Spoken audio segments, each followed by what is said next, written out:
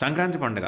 So, Telugu చిత్ర పరిశ్రమ చాలా క్రిటికల్‌గా తీసుకునే ఒక one of the key particular moment అనమాట. ఎందుకంటే సంక్రాంతికి రిలీజ్ అయ్యే సినిమాలు ఖచ్చితంగా హిట్ కొడితే మంచి ప్రాఫిట్స్‌ని ఇస్తాయని చెప్పి ప్రొడ్యూసర్స్ అయితే నమ్ముతారు. అదేవిధంగా సంక్రాంతికి మూవీ రిలీజ్ చేసుకొని ఖచ్చితంగా అయితే ప్రాఫిట్స్ చేసుకుంటారు. సో, ఈసారి సంక్రాంతికి 3 సినిమాలొచ్చాయి. సో, ప్రొడ్యూసర్స్ కూడా ఏంటంటే సంక్రాంతికి రిలీజ్ చేసుకొని హిట్ కొడితే సంవత్సరం మొత్తం కూడా, ఎందుకంటే సంవత్సరంలో రిలీజ్ అయ్యే ఫస్ట్ అంటే పండగ సీజన్లో రిలీజ్ అయ్యే ఫస్ట్ సినిమాలు కదా. సో అందుకని చెప్పి మ్యాక్సిమం ఈ పండగ సీజన్ని పాజిటివ్గా స్టార్ట్ చేయాలని అయితే అనుకుంటారు. సో అదేవిధంగా ఈ సంవత్సరం మనకి 3 సినిమాలు రిలీజ్ అయ్యాయి.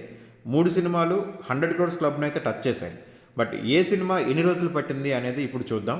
సో ఫస్ట్ మనం మాట్లాడుకోవాల్సింది గేమ్ చేంజర్. సో మనకి జనవరి 10th రిలీజ్ అయిన గేమ్, సో భారీ అంచనాల మధ్య రిలీజ్ అయిన గేమ్ చేంజర్ జనవరి 10th అయితే రిలీజ్ అయింది. సో ఈ మూవీ 100% టచ్ చేయడానికి అయితే 2 రోజులు పట్టింది. మనకేంటంటే ఈ గేమ్ చేంజర్ ఫస్ట్లో స్టార్టింగ్లోనే మనకు చాలా బజ్తో అయితే రిలీజ్ అయింది. ఎందుకంటే రామ్ చరణ్ గారు అండ్ శంకర్ కాంబినేషన్లో ఉంది.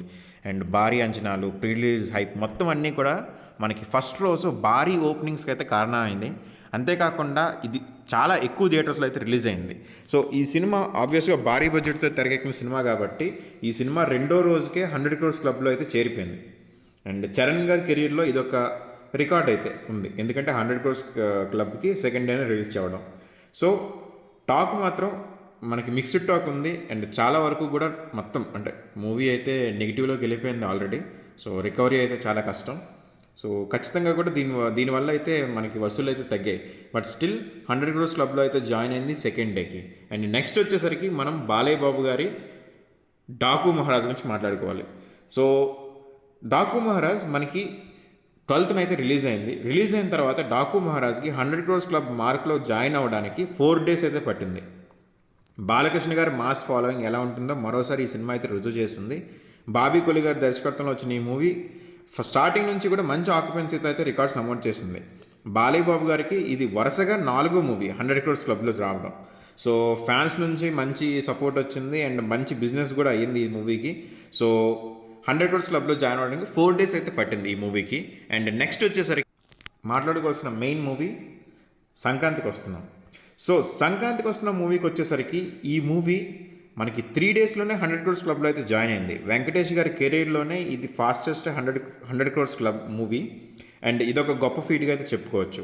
అనిల్ రావుపూడి గారి డైరెక్షన్లో వచ్చిన ఈ మూవీలో కంప్లీట్గా ఫ్యామిలీ ఎంటర్టైన్మెంట్ అయితే ఉంది. అండ్ ప్రేక్షకుల నుంచి కూడా వచ్చిన పాజిటివ్ రెస్పాన్స్ ఈ మూవీకి అయితే చాలా బలంగా అయితే నిలిచింది. బాక్స్ ఆఫీస్ వద్ద దీని హవా అయితే చూస్తున్నాం. అండ్ వెంకటేష్ గారి కెరీర్లోనే అత్యధిక వసూలు వచ్చే మూవీ అయితే ఇది కంప్లీట్గా వస్తుందని చెప్పి అయితే కన్ఫామ్గా అయితే చెప్పొచ్చు. అండ్ బుకింగ్స్లో కూడా చూసుకున్నట్లయితే ఈ మూవీ మిగిలిన 2 మూవీల కన్నా టాప్లో ట్రెండింగ్లో ఉంటుంది.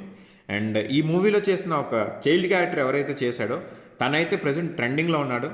అండ్ ఈ మూవీ మనకి పొంగల్కి 3 daysలోనే మనకి 100 క్రోర్స్ క్లబ్ను అయితే జాయిన్ అయింది. సో తక్కువ బడ్జెట్లో రిలీజ్ అయింది, థియేటర్స్ కూడా తక్కువే. స్టిల్ 3 daysలో 100 క్రోర్స్ క్లబ్లో అయితే జాయిన్ అయింది.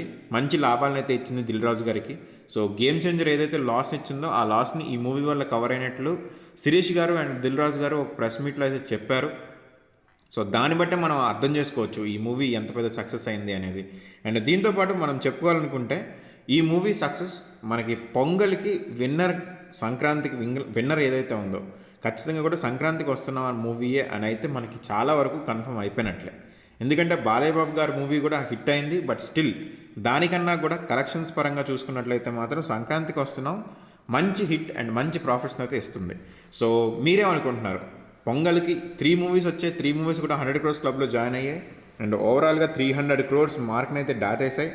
అండ్ 1000 క్రోర్స్ పైగా అయితే మనకి ఈ మూవీస్ అన్నీ కలిపి బాక్స్ ఆఫీస్ వద్ద మనకి సంక్రాంతి మార్కెట్ని క్రియేట్ చేశాయి.